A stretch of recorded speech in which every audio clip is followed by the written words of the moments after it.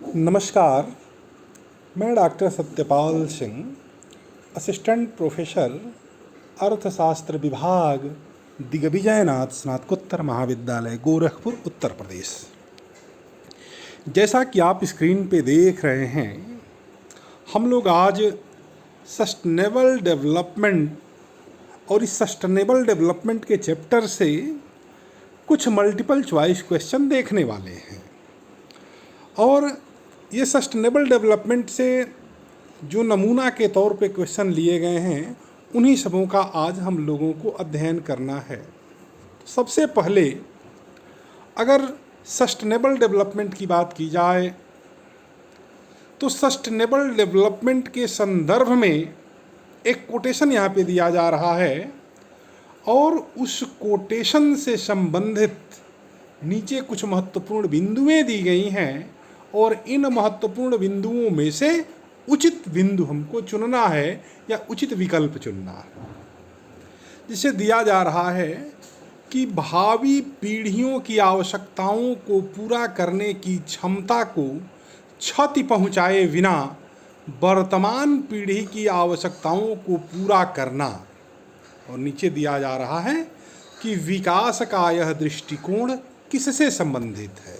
यानी यह जो ऊपर का कोटेशन जो है यह डेवलपमेंट से है और वह डेवलपमेंट किस प्रकार का डेवलपमेंट होगा, तो इससे संबंधित जो विकल्प दिए गए हैं, जिसमें विकल्प ए आर्थिक विकास से ऊपर का कोटेशन संबंधित है, बी सर्वांगीण आर्थिक विकास से संबंधित है, सी सतत विकास से संबंधित है या डी विविध विकास से संबंधित है। अब इन्हीं विकल्पों में से हमको एक उचित विकल्प चुनना है। तो जैसा कि हम जानते हैं कि भावी पीढ़ी की आवश्यकताओं को ध्यान में रख करके वर्तमान पीढ़ियां राष्ट्र की आर्थिक विकास में लगी हुई हों या राष्ट्र का आर्थिक विकास भावी पीढ़ी के लाभों की तिलांजलि देकर नहीं की जा सकती। और अगर भावी पीढ़ी के लाभों का तिलांजलि दे करके, भावी पीढ़ी के जरूरतों को तिलांजलि दे करके कोई आर्थिक विकास होता है, तो आर्थिक विकास सतत आर्थिक विकास नहीं होगा। सतत आर्थिक विकास वही होगा कि हमारे पास जो प्राकृतिक संसाधन हैं वो आने वाली पीढ़ियों को सदैव मिलती रहे, वो प्राकृतिक संसाधन अच्छे फॉर्म में, अच्छे रूप में हमें आने वाले पीढ़ियों को भी दे सकें और उसके आधार पर हम आर्थिक विकास करें। तो इसको जो है हम आर्थिक विकास का सतत विकास दृष्टिकोण कह सकते हैं। यानी इस क्वेश्चन नंबर ए का विकल्प सी जो है ये सतत विकास वाला विकल्प सही होगा। इसके बाद दूसरा क्वेश्चन एक बन रहा है कि सतत विकास के मुख्य रूप से कितने स्तंभ हैं।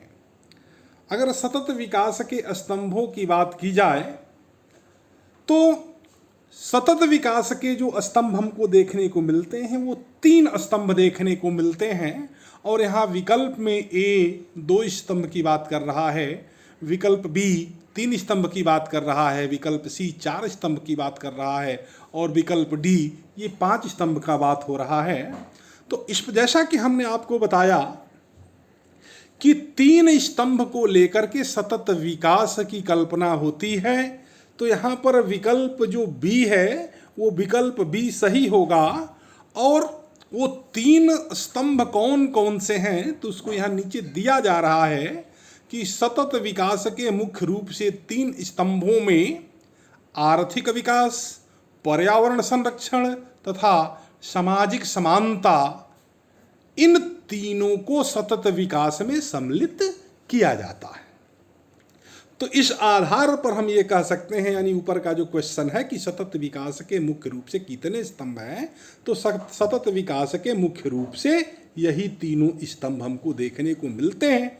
तो यहाँ पर हमने जो क्वेश्चन का आंसर देखा था 3 स्तंभ, यानी उत्तर बी विकल्प के रूप में सही उत्तर होगा। अगला क्वेश्चन है कि सतत विकास में कौन सा स्तंभ सम्मिलित नहीं है। अभी इसके पहले वाले क्वेश्चन में हमने देखा था कि सतत विकास के 3 स्तंभ थे, जिसमें आर्थिक विकास था, पर्यावरण संरक्षण था, सामाजिक समानता था। इसके पहले वाले क्वेश्चन में हम इन 3 स्तंभों की बात कर रहे थे। इस क्वेश्चन में ये पूछा जा रहा है कि सतत विकास में कौन सा स्तंभ सम्मिलित नहीं है। तो इस प्रकार से अगर सही उत्तर की बात की जाए तो जो यहाँ पर ऑप्शन डी है, राजनैतिक समानता, सतत विकास का यह स्तंभ नहीं है। इसलिए इस क्वेश्चन का सही उत्तर जो है ऑप्शन डी हो रहा है। अब अगले क्वेश्चन की बात करें। पिछले ही क्वेश्चन से संबंधित ये भी क्वेश्चन है। एक क्वेश्चन कई तरह से पूछे जा सकते हैं। तो यहाँ पे दिया जा रहा है सतत विकास में, बीच में ब्लैंक दे दिया गया है और प्रमुखतया सम्मिलित किया जाता है। अब क्या क्या चीजें सतत विकास में सम्मिलित होती हैं? विकल्प ए, आर्थिक विकास एवं पर्यावरण संरक्षण। विकल्प बी, आर्थिक विकास एवं सामाजिक समानता। विकल्प सी, आर्थिक विकास, पर्यावरण संरक्षण एवं सामाजिक समानता। और डी, पर्यावरण संरक्षण एवं सामाजिक समानता। ये 4 विकल्प यहाँ दिए गए हैं। और जैसा कि इसके पीछे वाले दोनों प्रश्नों में हम लोगों ने देखा कि सतत विकास 3 स्तंभों पर आश्रित है, या 3 स्तंभ को लेकर के, 3 बिंदुओं को लेकर के सतत विकास की कल्पना होती है। और उन्हीं तीनों बिंदुओं को यहाँ पर फिर से दूसरे तरह से पूछा जा रहा है। तो इस प्रकार जो यहाँ पे ब्लैंक दिया गया है, इस ब्लैंक में, इस खाली स्थान में हमको विकल्प जो सी दिखाई दे रहा है, उसी सी को विकल्प को भरना है कि सतत आर्थिक विकास में आर्थिक विकास, पर्यावरण संरक्षण एवं सामाजिक समानता मुख्यतया सम्मिलित किया जाता है।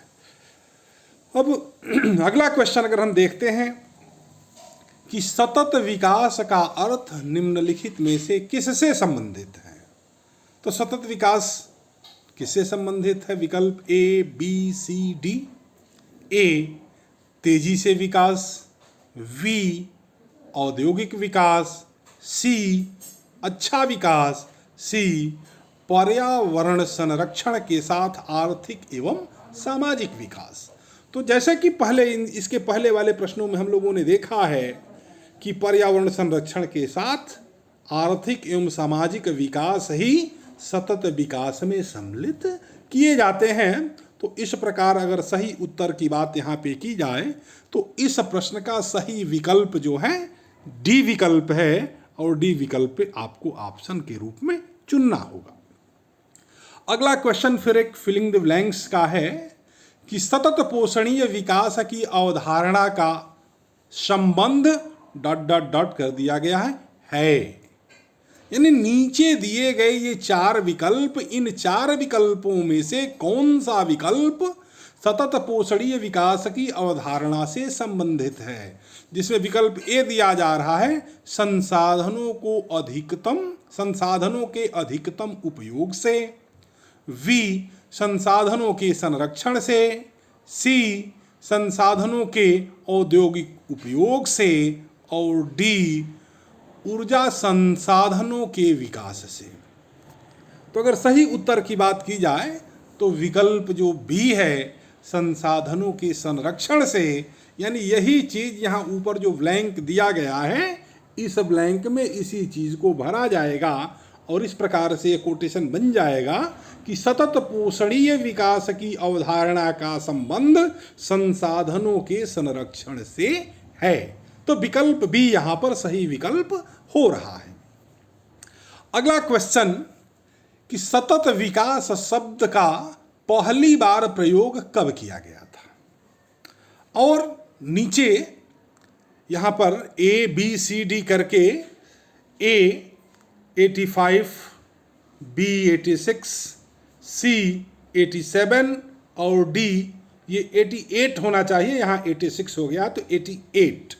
तो यहाँ पर 4 विकल्प दिए गए हैं और इन चारों विकल्पों में से ये पूछा जा रहा है कि सतत विकास शब्द का पहली बार प्रयोग कब किया गया था। तो अगर सतत विकास का हम अध्ययन करें तो सतत विकास के अध्ययन में हमको मिलता है कि वर्ष 1986 में सर्वप्रथम सतत विकास शब्द का प्रयोग किया गया था। तो इस प्रकार यहाँ पर विकल्प सी सही विकल्प है, या सही उत्तर 1987 यानी 1987 है। अगला क्वेश्चन, सतत विकास की अवधारणा किसकी देन है? और नीचे कुछ आयोग के नाम दिए गए हैं, ब्रटलैंड आयोग, सिम्थ आयोग, विल्सन आयोग, विल्हेम आयोग, यानी इन चारों विकल्पों में से कौन सा विकल्प सतत विकास की अवधारणा की देन है? तो सतत विकास का जब हम अध्ययन करते हैं तो हमको ये मिलता है कि जो ब्रटलैंड आयोग है यह सतत विकास की अवधारणा से संबंधित है। इसलिए यहाँ पर जो ऑप्शन दिए गए हैं इन सभी ऑप्शनों में से ऑप्शन ए, विकल्प ए सही विकल्प है, या सही उत्तर इसको हम मान सकते हैं। अगला क्वेश्चन है कि सतत विकास शब्द का पहली बार प्रयोग किस देश के प्रधानमंत्री ने किया था?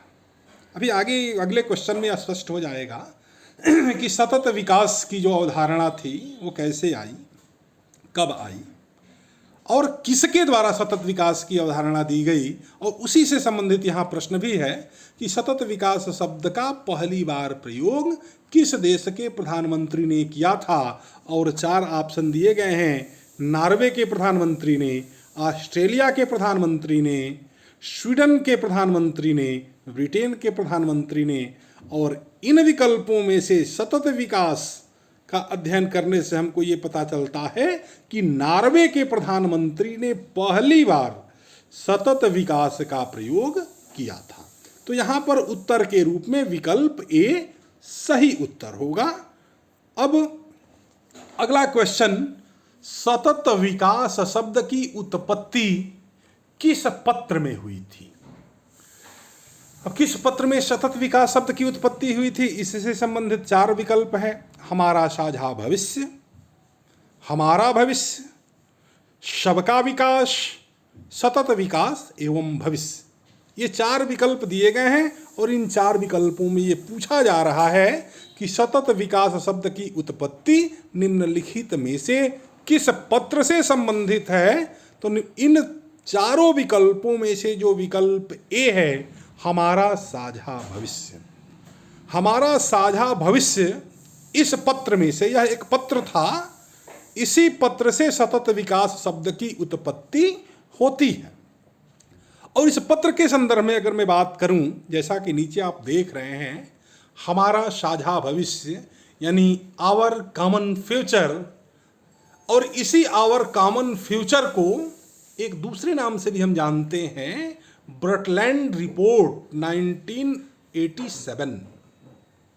और 1987 के इस रिपोर्ट से या तो ब्रटलैंड रिपोर्ट कहें या तो हमारा साझा भविष्य या आवर कॉमन फ्यूचर के नाम से जाने, यह जो है संयुक्त राष्ट्र के ब्रटलैंड आयोग द्वारा जारी रिपोर्ट है।